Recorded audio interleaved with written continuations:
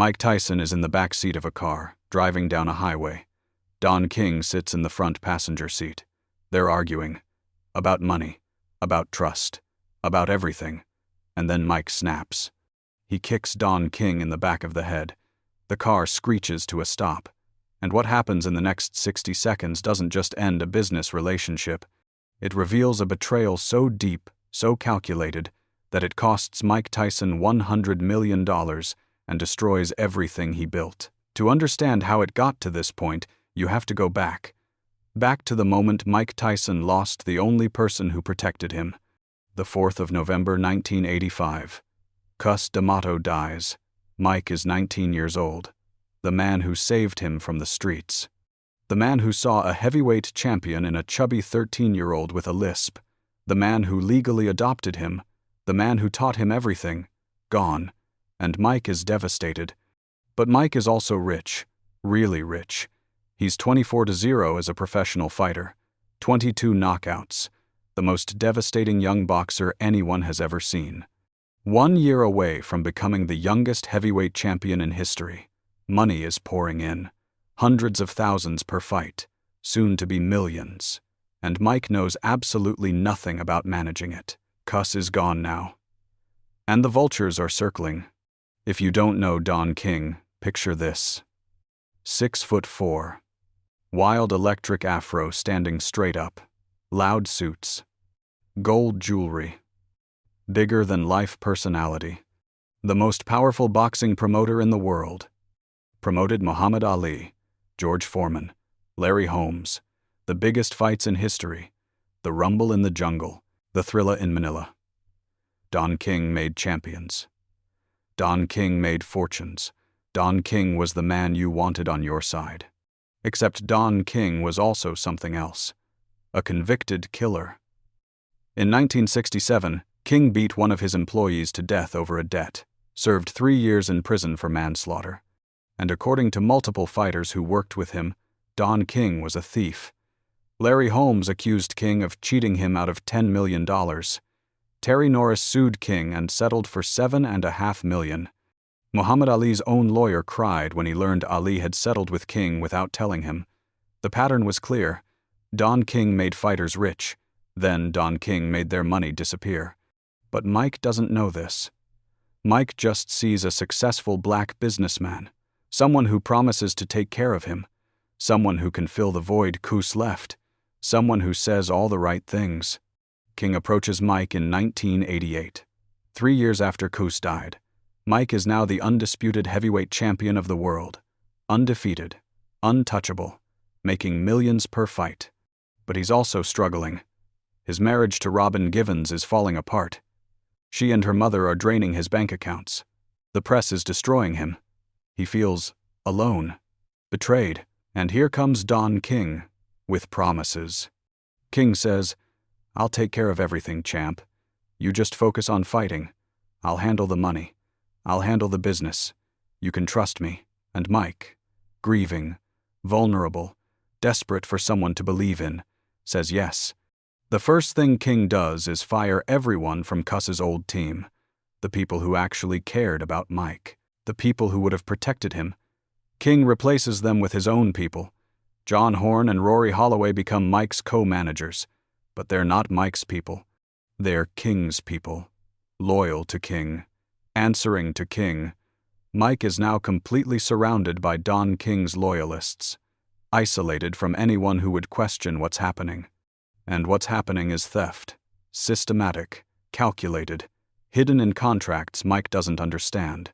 Buried in paperwork Mike never reads. Don King is stealing Mike Tyson's fortune.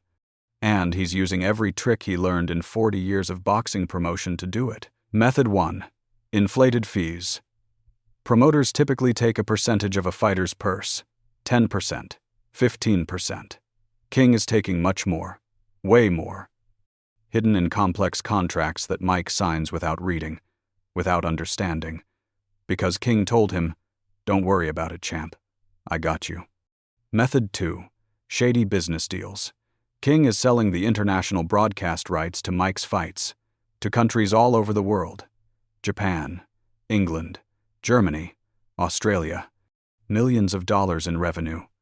Mike never sees the accounting on these deals, never knows they're happening. The money goes straight into King's accounts. Method 3. Merchandising. Mike Tyson action figures, video games, t-shirts, posters. King controls Mike's likeness rights. Millions in merchandise sales. Mike gets a fraction. King keeps the rest. Method 4. Underreporting fight revenues. King tells Mike a fight generated a certain amount of money. The actual number is much higher. Mike trusts the numbers he's given. Why wouldn't he? King is his promoter, his manager, his friend. Or so Mike thinks. Over the years, the theft adds up. 5 million here, 10 million there. Fight after fight, deal after deal. Mike is making more money than he ever dreamed possible. But it's disappearing faster than it's coming in. And Mike doesn't notice because he's spending too. Mansions, cars, jewelry, tigers and lions as pets. Over $400,000 a year on pet supplies alone. Mike is generous to everyone, pays for his friends, pays for their families, buys them houses and cars. Everyone around Mike has their hand out, and Mike gives, because that's who he is. But Mike is being drained from above and below, spending recklessly from his own pocket, getting robbed systematically by Don King from above. And Mike doesn't see it, doesn't understand it, until he does. Early 1990 seconds. Mike starts asking questions. Where is all the money going? He's made hundreds of millions in his career. Why does he have money problems? He asks for accounting, for detailed breakdowns. The numbers don't add up. Mike confronts King. King deflects, makes excuses, says Mike is spending too much, blames Mike's lifestyle, says the money is there, Mike just needs to be more careful. And Mike, not knowing any better, accepts this. For a while, but the suspicion grows. Mike talks to other people, lawyers, financial advisors, people outside King's circle, and they all say the same thing. Something is very wrong here. The numbers don't match. Money is missing. Lots of money. Mike realizes what happened. Don King, the man he trusted, the man who promised to protect him, the man who replaced Cus, has been stealing from him for years. Millions, tens of millions, maybe $100 million. Gone, stolen by the person Mike trusted most, and Mike loses it. The car scene happened sometime during this period.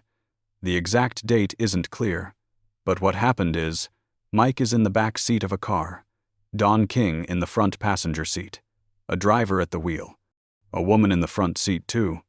They're driving, Mike and King arguing, about money, about the theft, about the betrayal. Mike, years later on his hotboxing podcast, describes what happened next.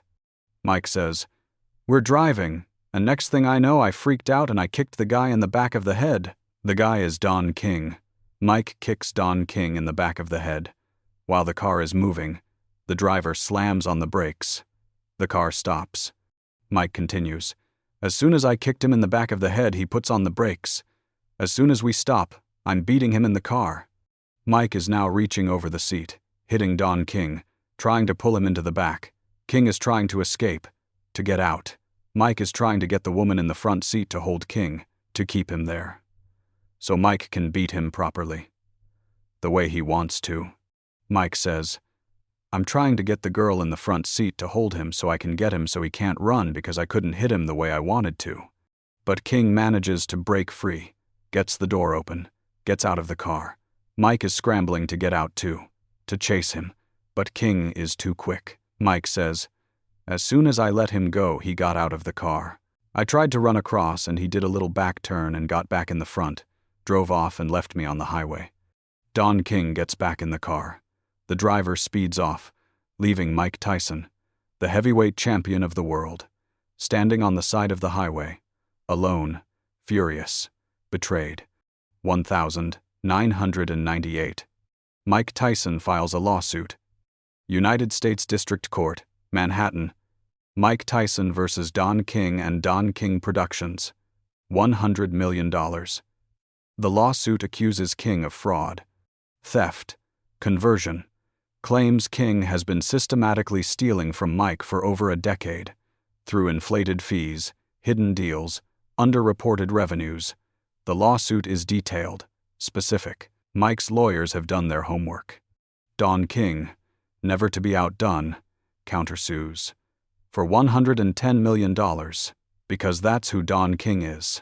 Always has to be bigger, always has to win. The legal battle drags on for years.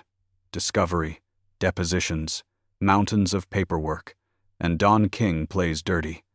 During Mike's first deposition, King shows up, unexpectedly, uninvited, sits down across from Mike, out of camera view, and just stares at him, makes intimidating faces, menacing looks, trying to scare Mike, to make him nervous, to make him mess up his testimony, to remind Mike who's in charge.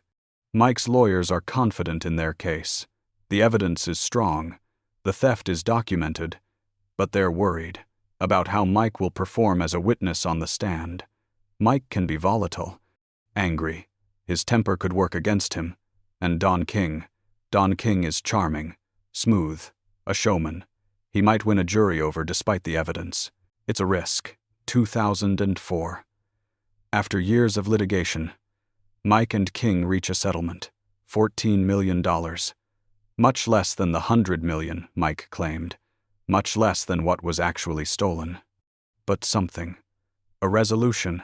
An end to the legal battle. Except Mike doesn't get the money. Not a single dollar. Because in 2003, Mike Tyson filed for bankruptcy. Despite earning over $300 million in his career, Mike is broke. Completely broke. Owes $38.4 million to creditors, the IRS, his ex-wife Monica, various lawsuits, various debts. The $14 million from Don King goes straight to the bankruptcy trustee, distributed to creditors. Mike receives nothing. But the bankruptcy court has a plan. Mike Tyson will fight. 7 fights over the next 3 years. Use the purses to pay off the remaining debts. Mike is 38 years old. His body is breaking down, his skills diminishing, his passion for boxing long gone. But he has no choice. He needs money, desperately. The 30th of July, 2004, Louisville, Kentucky. Mike Tyson versus Danny Williams, an unheralded journeyman fighter. Mike should win easily, needs to win, needs the purse. But Mike is not the same fighter, not even close. Round 4, Danny Williams knocks Mike Tyson down, then knocks him out. Mike Tyson, the former baddest man on the planet, knocked out by a nobody, humiliated, in front of the world, because he needs the money, because Don King stole his fortune, because Mike trusted the wrong person. Mike fights a few more times. Loses to Kevin McBride in 2005. Retires. Broken. Bankrupt. Humiliated. Living in a small house in Phoenix. His 2 Las Vegas mansions sold to pay debts. Everything he built, everything he earned, gone. Don King's defense through all of this was simple. Mike says, the only thing Mike is really interested in is if he got what he signed for. And he did. The reason Mike doesn't have any money isn't because of Don. It's because Mike spent it all. And technically, that's partially true. Mike did spend recklessly, did waste millions. But that doesn't change what Don King did. Doesn't excuse the theft, the manipulation, the betrayal. Both things can be true. Mike spent too much, and King stole too much. Years later, Mike calls Don King ruthless, deplorable, greedy, says King did more damage to black fighters than any white promoter in the history of boxing, but Mike also takes responsibility. Admits he was naive, admits he trusted the wrong people, admits he didn't protect himself, didn't ask the right questions, didn't read the contracts.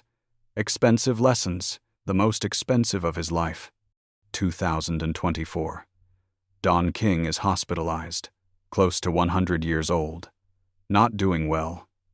Mike Tyson is asked about it in an interview, and despite everything, despite the theft, despite the betrayal, despite the $100 million, Mike shows concern, says King isn't doing well, shows compassion, not friendship, not forgiveness exactly, but recognition, complicated feelings for a complicated relationship. The story of Mike Tyson and Don King is the story of what happens when you lose your protector. Cus D'Amato died. Mike was vulnerable. Don King filled that void. Not with love, not with genuine care, with exploitation, with theft, with manipulation. And Mike, grieving and naive, let it happen. Didn't see it until it was too late, until $100 million was gone. Who in your life is Don King? Who promises to protect you but is actually stealing from you? Not money necessarily. Maybe time, maybe energy, maybe opportunities, maybe your future. The people who surround you when you're vulnerable, when you're grieving, when you need someone. Those are the moments when predators strike, when they make their promises, when they isolate you from the people who actually care. Mike Tyson earned over $300 million in his career, ended up bankrupt, living in a small house, fighting past his prime just to survive.